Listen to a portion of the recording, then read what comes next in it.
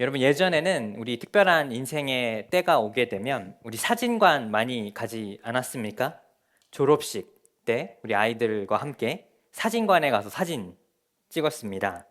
또 아이의 돌이 되거나 생일을 맞이하면 가족들이 이렇게 단체 사진을 찍기도 했죠. 부모님의 환갑 때 또 사진을 찍기도 했습니다. 그리고 인생의 특별한 날이 되면 우리가 사진관에 가서 함께 그 날을 기념하고 또 추억하게 되는 것이죠. 근데 요새는 이런 사진관들이 많이 사라지고 있지 않습니까? 아무래도 우리에게 이 작은 핸드폰이 있기 때문입니다. 이 작은 핸드폰만 있으면 어디를 가든 바로 그 즉석에서 사진을 찍을 수 있고 번거롭게 사진관에 가지 않아도 이 특별한 추억을 남겨둘 수 있기 때문입니다. 생각해 보니까 이 시대의 변화에 따라 우리 사람들의 문화도 점점 변화하고 있다는 것이죠. 근데 여러분, 이렇게 세상이 변화하고 있는 가운데 사진관들이 사라지고 있는데 혹시 여러분 복원 사진관이라는 건 들어보셨습니까? 사진관들은 사라지고 있는데 온라인상으로 이 디지털상으로 생기는 사진관들이 있습니다. 특별히 예전에 우리가 가지고 있던 사진들이 있으면 오래되거나 바랜 사진들, 찢겨진 사진들을 이 복원 사진관에 맡기게 되면 이 사진을 디지털화 해갖고 컬러로 이렇게 바꿔준다고 합니다. 예전에 부모님과의 찍었던 사진이나 가족의 특별한 순간들의 사진들, 이거를 내가 오래도록 보관하고 싶으면 이 복원사진관에 맡기게 되면 이렇게 사진을 바꿔준다는 것이죠. 제가 하나의 예를 가지고 왔어요. 그래서 이 가족의 아주 오래된 찢겨지고 또 다른 사진인데 이 사진을 이곳에 맡기게 되니까 컬러로 바꿔주고 또 이렇게 디지털화 돼갖고 내가 영원토록 보관할 수 있게 해주는 것이죠. 예전의 사진들, 또 우리에게 특별한 추억이 남았던 그 순간들을 한번 생각해 보면 여러분, 이렇게 느껴질 때가 있지 않으십니까? 왠지 예전의 내 모습과 오늘의 내 모습이 다른 사람처럼 느껴질 때가 있는 것이죠. 예전의 사진을 보면 내가 이렇게 생겼었나? 내 모습이 이랬었나? 라고 내가 스스로 질문이 느껴질 때가 있다는 것입니다. 물론 조금씩 흐르는 이 시간 속에서 내 삶의 변화, 나의 변화를 이렇게 알아채리는 것은 쉽지 않지만 오랜만에 우리 친구들이나 친척들이나 가족들을 만나면 그런 이야기 많이 듣지 않습니까? 많이 변했네, 좀 많이 바뀌었네 라는 이야기들을 듣는다는 것이죠. 그래서 발명가 헨리 버거슨이라는 분은 이런 이야기를 한 적이 있어요. 우리가 사람들이 이렇게 변화하는 이 모습이 좀 자연스럽다는 것이죠. 우리 같이 한번 읽어보겠습니다.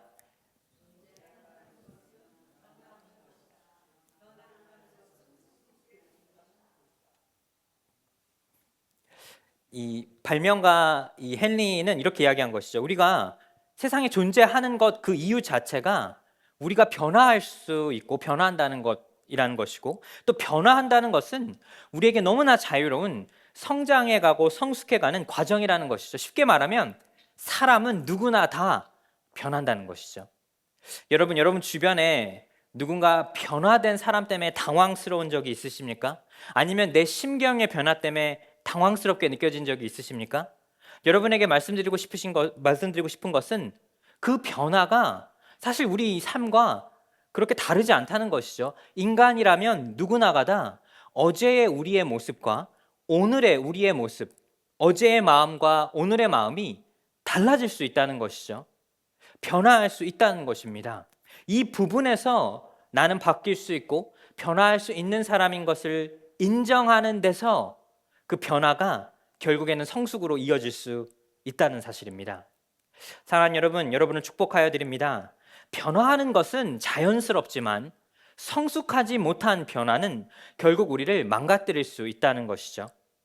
변화함으로 성장하고 성숙하실 수 있는 여러분 모두가 되시기를 축복하여 드립니다. 우리는 성경에서 내가 아는 하나님, 또 나를 아는 하나님이라는 주제로 대표적인 인물 6명을 뽑아서 함께 말씀을 나누고 있었습니다. 모세, 삼손, 사울, 또 베드로, 니고데모, 그리고 본디오, 빌라도입니다. 오늘은 구약의 사울 왕에 관해서 같이 말씀을 나누려고 합니다. 그런데 이 사울 왕이라고 하는 사람은 어떻게 보면 이 변화를 잘 대처하지 못한 사람이었습니다.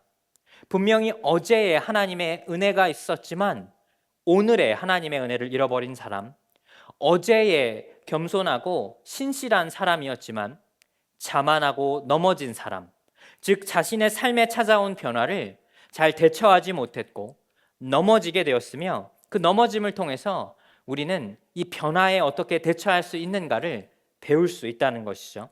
사울 왕이라는 사람을 이해하기 위해서는 이 성경의 먼저 배경을 제가 짧게 말씀을 드릴게요. 이스라엘 백성들에게는 왕이 없었습니다.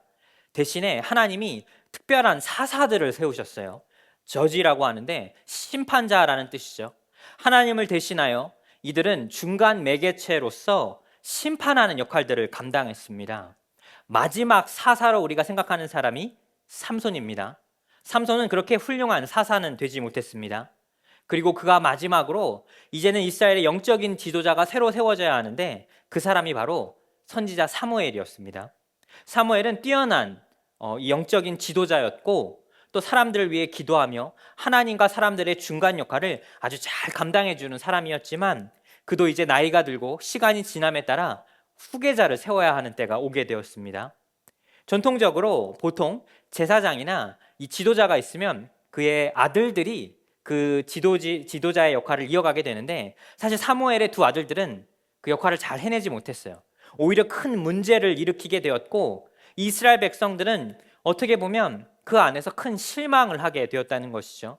그런데 사람들 사이에서 다음에 후계자를 양성하는 그 순간에 이런 생각이 들었습니다. 이방에 저 많은 나라들을 보니까 왕이 있었습니다. 그리고 그들의 마음 가운데 든 생각은 우리도 왕을 갖고 싶다는 것이죠. 그래서 이 사무엘상 8장 5절과 7절에 보면 이스라엘 백성들의 마음이 담겨져 있는데, 우리 이 두 구절의 말씀을 함께 읽어보겠습니다.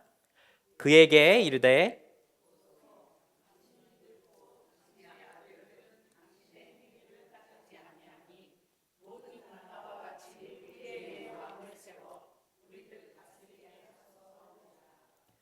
여호와께서 사무엘에게 이르시되 백성이 내게 한 말을 다 들으라. 이는 그들이 너를 버림이 아니요 나를 버려 자기들의 왕이 되지 못하게 함이니라. 아멘. 사랑하는 여러분, 이 부분이 어떻게 보면 이스라엘 백성들이 앞으로 맞이하게 될 비극의 모든 축약적인 내용입니다. 이스라엘 백성들은 왕을 갖길 원했어요. 우리를 다스릴 왕을 세우소서. 그런데 하나님은 왕을 세우고자 하는 이스라엘 백성들을 옳지 않게 보셨다는 것이죠. 왜 그러냐면 하나님을 왕으로 여기지 못하는 이 이스라엘 백성들의 반역된 마음이 담겨져 있기 때문입니다. 그래서 이 사무엘을 통해 하나님께서 말씀하시기를 그들의 말을 들어주어라. 그런데 그들이 나를 왕으로 인정하지 않기 때문이라는 것입니다. 사랑하는 여러분, 사사시대를 끝으로 왕정시대가 시작되는 이 순간, 역사적으로 가장 중요한 순간이지만 이 배경에는 이 사람들의 반역함과 완악함이 담겨져 있다는 것이죠. 즉 우리가 하나님을 왕으로 인정하지 못하기 때문에 우리의 왕을 우리 스스로 세우기를 원하고자 하는 그 사람들의 마음이 담겨져 있습니다. 여기서 처음으로 세워지는 왕이 바로 사울 왕입니다. 그런데 이제 왕을 세워야 하는 절차가 필요하게 되죠. 이전까지 그들에게는 왕이 없었습니다. 이제는 왕이 세워져야 하는데 몇 가지의 절차들을 거치게 되는데, 그 절차들을 거치게 되면서 새로운 사람이 등장하게 되는데 그 사람이 바로 사울이었습니다. 그래서 이 사울의 삶을 살펴보면 사울은 큰 변화를 겪게 됩니다. 어제의 사울과 오늘의 사울이 다른 삶을 살게 되는데, 우리는 이 주제로 사울이 어떤 변화를 겪게 되는지, 어떻게 그가 왕으로서의 역할을 감당하게 되는지를 한편 살펴보기를 원합니다. 첫 번째 우리가 깨달을 수 있는 이 사울이 왕이 되기까지 과정은, 첫 번째 같이 한번 읽어보겠습니다. 어제의 믿음이 오늘의 믿음은 아니다. 사랑하는 여러분, 우리가 아무리 어제의 뛰어난 사람이었을지언정 그 뛰어남이 오늘과 내일에 이어지는 것은 그 누구도 장담할 수 없다는 것이죠. 처음에 시작은 좋았으나 그 마지막 끝이 좋지 못한 사람들을 우리는 주변에도 많이 보고 또 경험하게 됩니다. 성경에도 여러 인물들이 등장하게 되는데 대표적으로 예수님의 12제자 중에 이 가룟 유다는 그의 시작은 예수님의 제자였으나 마지막은 예수님을 정면으로 부인하는, 어떻게 보면 배반자의 삶을 살게 되었죠. 어떻게 보면 사울 왕의 삶도 마찬가지 아니었습니까? 그의 처음의 시작은 하나님께서 세우신 왕이었으나 결국 그의 마지막은 그의 왕으로서의 역할을 감당하지 못하는 사람이었습니다. 처음은 좋았으나 끝이 좋지 못했다는 것이죠. 그런데 사울의 삶을 살펴보면 사실 그는 처음부터 넘어지거나 처음부터 실패한 사람은 아니었어요. 사울은 굉장히 겉모습으로 보아도 뛰어난 사람이었습니다.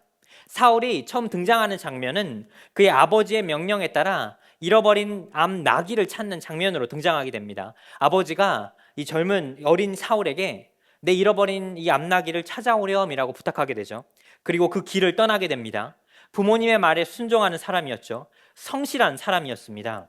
어떻게 보면 신실함과 성실함이 사울의 기본 삶의 목적이고 가치였다는 것이죠. 그리고 사울의 출신 배경이 중요해요. 사울은 베냐민 지파 사람이었는데 이스라엘에는 12지파가 있었는데 그 중에 가장 업신여기는 지파, 가장 작은 지파가 베냐민 지파였습니다. 천한 가문, 가장 약한 가문의 출신의 사람이었다는 것이죠. 실질적으로 이제 사무엘이 사울에게 기름을 부으게 되고 이제는 왕의 역할을 감당해야 하는데 사람들에게 먼저 인정을 받아야 되는데 그 인정을 받는 과정이 굉장히 쉽지가 않았어요. 사람들은 사울을 왕으로 인정해 주지 않았는데 사무엘상 10장 27절에 보면 인정받지 못하는 사울의 이 장면이 담겨져 있습니다. 우리 이 구절의 말씀 함께 읽어보겠습니다. 어떤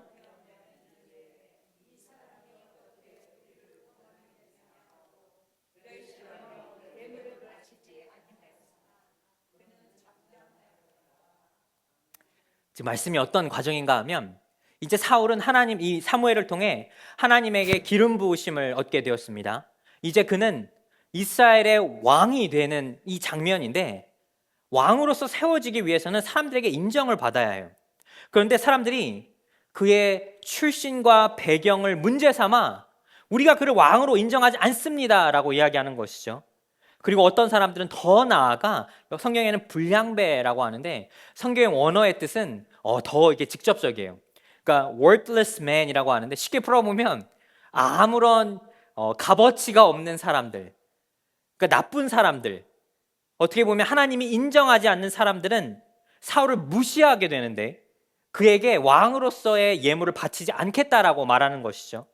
사랑하는 여러분, 우리도 이민자로서의 삶을 살다 보면 누군가에게 업신여김을 당하거나 무시당할 수 있지 않습니까?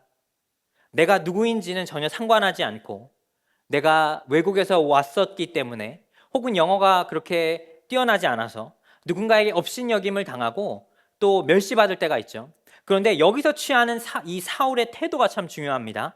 그는 잠잠하였더라.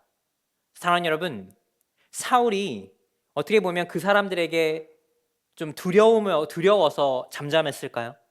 사울은 뛰어난 전사였습니다. 그가 원하면 그들과 맞서 싸울 수도 있었지만 자신이 왕으로 세워지는 그 과정 속에서 먼저 하나님 앞에 그가 겸손한 자였고 신실한 자였기에 그들과 다퉈 싸워 이기려 하지 않고 그들의 어떻게 보면 반감과 자신을 인정하지 못하는 것을, 그 장면을, 그 사람들을 어떻게 보면 품어주려 했다는 것이죠. 그러던 중 한 가지 사건이 발생하게 됩니다. 암몬 사람들이 이스라엘을 침략하게 되죠. 이방인들이 이스라엘을 침략해 오게 됩니다. 그때 이스라엘의 사람들은 두려움에 휩싸이게 되고 장로들이 각 지역으로 편지를 보내게 됩니다. 우리를 도와서 이 암몬 사람들과 맞서 싸워주세요. 모든 사람들이 두려움에 떨고 있을 때 놀라운 일이 발생하게 되는데 사무엘상 11장 6절의 말씀 같이 한번 읽어보겠습니다.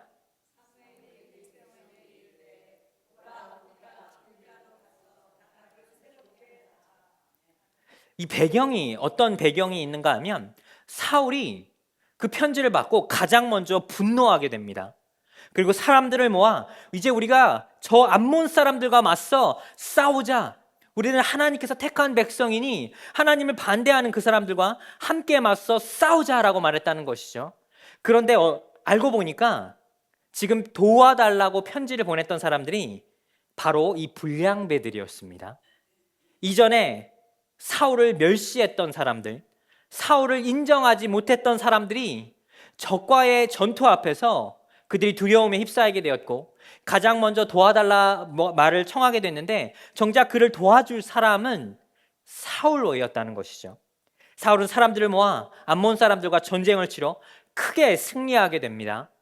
그리고 그때 백성들이 사울과 사무엘에게 몰려와 이렇게 이야기합니다. 왕이시여, 당신에게 빈정거렸던 사람, 저 거부했던 저 사람들 끌어내서 죽이도록 허락해 주십시오. 여러분, 무서운 말씀 아닙니까? 이제 사람들이 화가 났다는 것이죠. 하나님께서 세운 이 사울 왕을 인정하지 못하는 그 사람들을 우리가 이제 심판자가 되어 그들의 목숨을 취하게 하소서. 그런데 그때 사울은 겸손한 자였습니다. 사울은 하나님께 먼저 하나님의 뜻을 구하는 사람이었습니다. 여호와께서 이스라엘에게 크게 승리를 안겨준 그 날에 동족의 피를 흘리는 것은 당치 않습니다 라고 말하며 그들을 심판하는 것을 거절했다는 것이죠. 우리가 아는 사울과는 전혀 반대의 모습 아닙니까?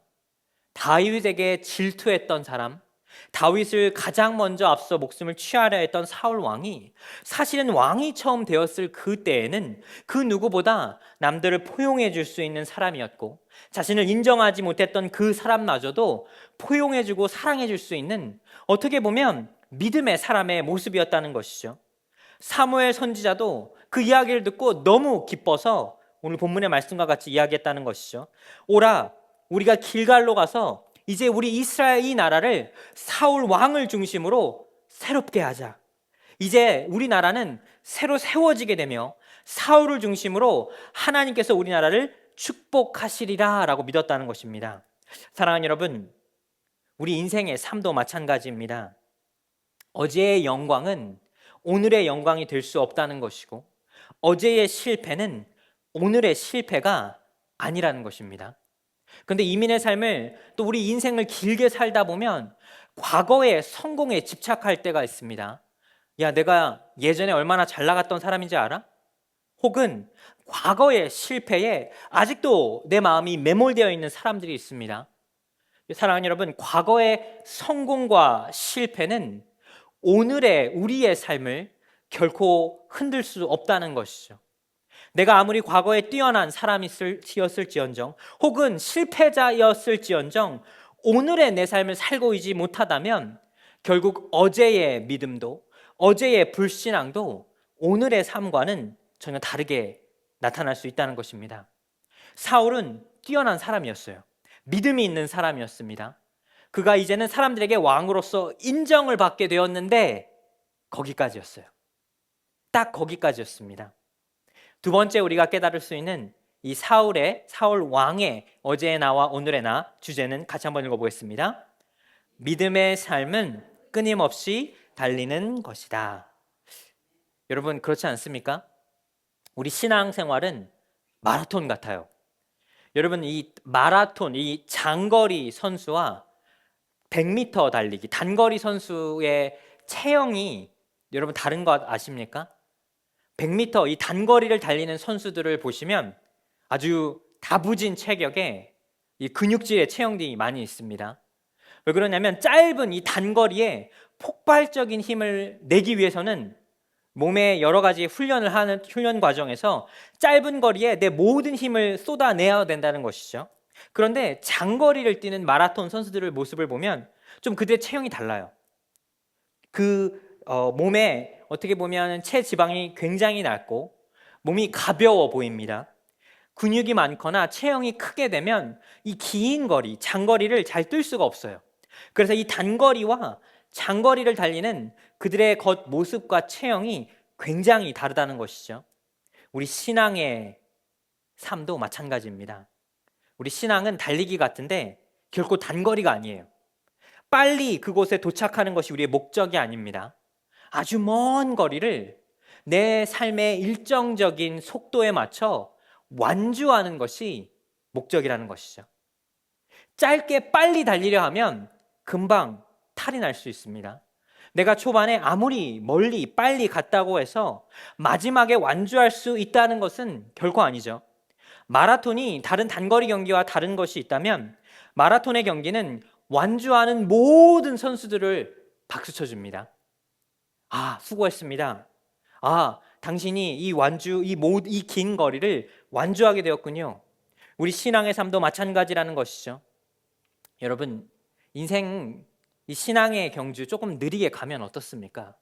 누군가 나보다 먼저 앞서 있는 것 같고 나보다 뛰어난 사람인 것 같아도 우리가 우리의 목적지에 도착하는 것이 우리 인생의 목적이지 저 사람과 앞서 싸워 다퉈 이겨낸다는 것이 결코 목적이 되지는 않아야 한다는 것이죠. 우리 신앙의 삶도 누군가 나보다 앞서 있다고 해서 누군가 나보다 더 멀리 갔다고 해서 우리가 좌절하는 것이 아니라 이 신앙의 경주를 끝까지 잘 완주하는 것이 우리의 목적이 되어야 함을 간절히 축복하고 또 믿습니다. 사울 왕은 왕위까지 오르기의 과정이 참 어떻게 보면 다윗 왕과 굉장히 비슷해요. 사람들에게 인정받지 못했고 무시당하고 멸시당했던 그 사람, 그 출신과 가문이 그렇게 뛰어난 사람은 아니었지만 자신의 이 기름 받음과 어떻게 보면 뛰어난 능력과 신실함으로써 왕의 자리까지 올라가게 되었지만 다윗은 거기가 신앙의 시작이었다면 사울 왕은 거기가 이제는 내리막길이 되었다는 것이죠. 불과 2년이 안 돼서 사울 왕은 그 신앙의 최정점을 찍고 내리막을 내리게 됩니다. 어떻게 보면 사울 왕의 모습을 살펴보면 우리는 이렇게 이야기할 수 있을 것 같아요. 신실한 불신자. 여러분, 오늘날 교회도 신실한 불신자들 많으신 것 아십니까? 과연 신실한 불신자가 어떤 것일까요? 교회는 너무 잘 다닙니다. 신앙의 겉모습은 신앙 생활은 잘하지만 그 신앙 생활 속에 담겨진 믿음 생활을 잃어버린 삶을 말하는 것이죠. 하나님을 내 머리로는 알고 있지만 내 마음으로는 경험하지 못하는 사람들, 겉으로 봐서는 정말 신실한 사람인 것처럼 보이지만 그 마음은 비어있는 사람과도 같다는 것입니다. 사울 왕이 정말 신실한 불신자로 변화하게 됩니다. 불과 왕이 된 지 2년 만에 블레셋으로 침략을 당하게 되는데 그때 그들 이스라엘 백성들은 하나님의 그 은혜로 그 전쟁에 맞서 싸워 이기게 됩니다. 그리고 이제는 번제를 드려야 하는 때가 오게 되었는데 선지자 사무엘을 기다려야 돼요. 이 선지자가 오기까지 기다려야 하는데 사울 왕의 마음에 좀 조급함이 들기 시작합니다. 이 모인 백성들이 하나둘씩 떠나기 시작하고 자칫 잘못하다가는 이 블레셋과 다시 전쟁을 치러 질 것도 같습니다. 그래서 그 기다리지 못하고 바로 자기가 이 제사를 드리게 되는데 그때 바로 사무엘 선지자가 등장하게 됩니다. 사무엘상 13장 13절과 14절에 그 모습을 바라본 사무엘 선지자가 이렇게 이야기합니다. 같이 한번 읽어보겠습니다.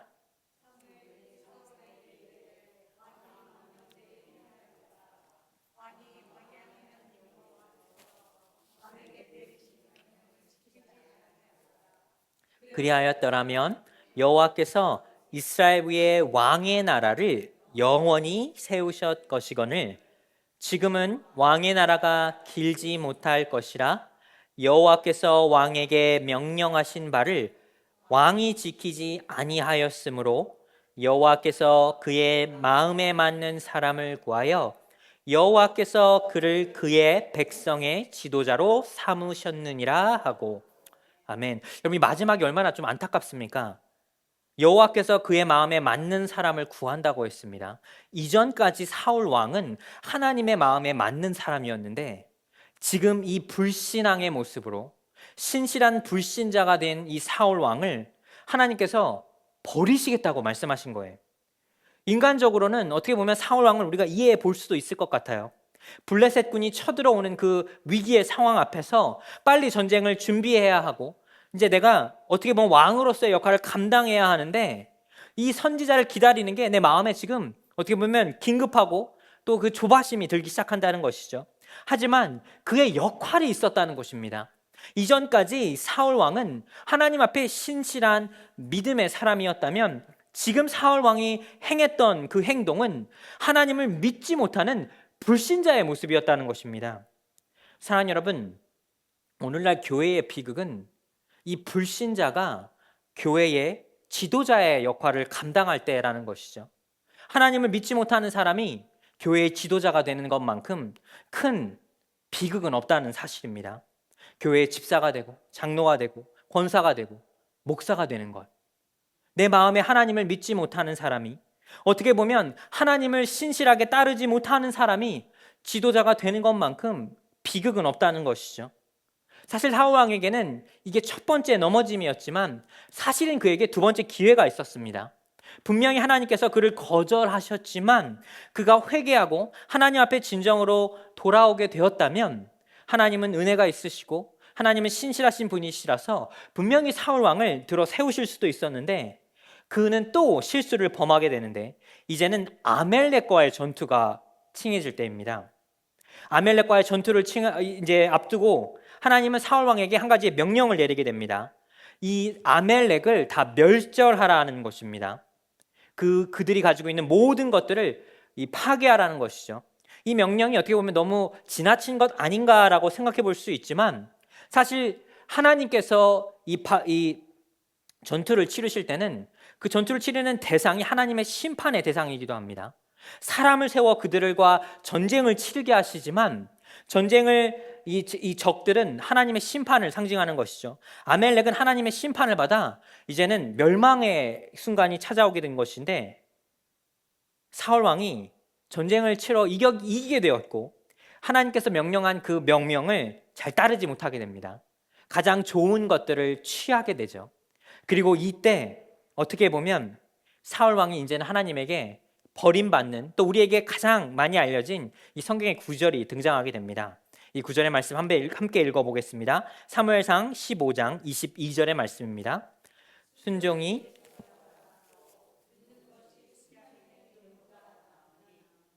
이때 사울 왕이 사무엘에게 이렇게 말을 해요.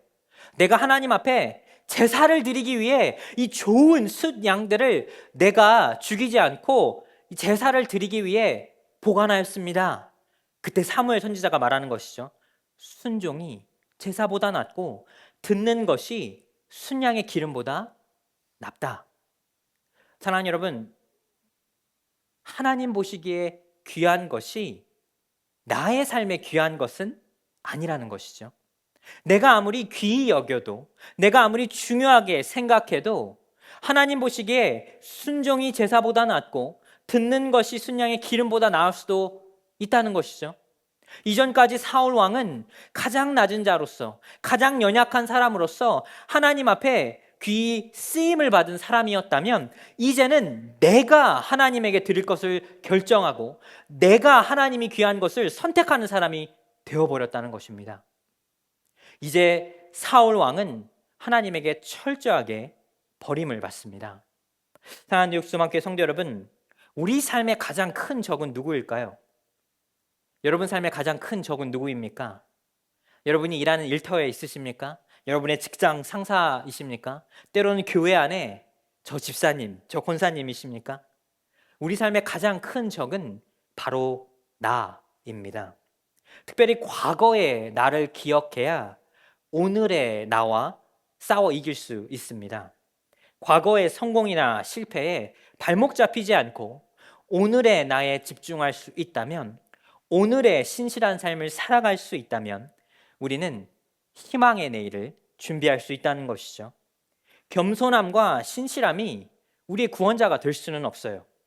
교회에 가장 마음 아픈 것이 믿음이 없는데 너무 신실한 사람이 참 마음이 아픕니다. 예전에 제가 있던 교회에 너무나 그 누구보다 신실하신 집사님이 있었어요. 새벽에 가장 먼저 나와 예배를 드리고, 주일이 되면 전날 토요일 저녁에 교회에 와서 자기가 정리정돈하고, 또 주일이 되면 성도들이 다 떠날 때 교회를 이렇게 열심히 가꾸게 됩니다. 근데 그분 마음 가운데 어떤 시험이 들게 됐어요. 그리고 그 시험이 들게 되었을 때 그 신실했던 교회의 집사님이 그 누구보다 완악한 심판자가 되는 그 장면을 본 적이 있습니다. 나는 이렇게 열심히 사는데 당신에겐 믿음이 없어.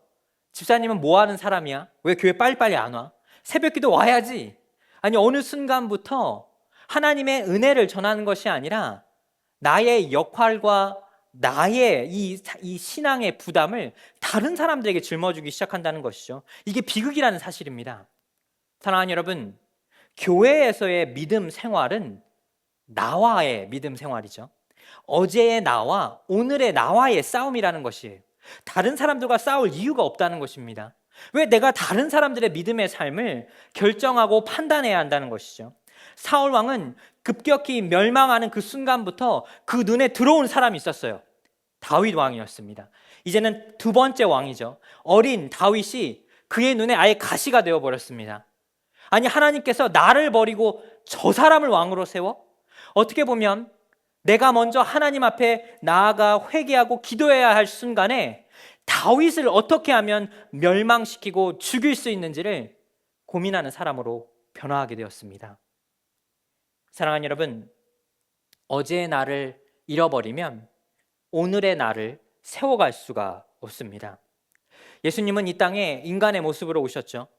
그리고 가장 철저하게 그 누구보다 인간의 고통과 고난을 십자가의 그 고단 속에서 겪으셨다는 것이죠. 배고프면 배가 고프고 누가 때리면 고통을 느끼는 삶이었습니다. 하지만 예수님께서 그 마지막에 십자가에 못 박히시기까지 철저하게 지켜낸 그 모습이 있었는데 어제의 믿음과 십자가에 죽어 고통을 당하시기까지의 그 믿음의 모습이 동일했다는 것입니다. 그리고 예수님의 삶을 살펴보면 예수님은 언제나 일정한 속도로 믿음의 그 페이스를 잘 지켜내셨습니다.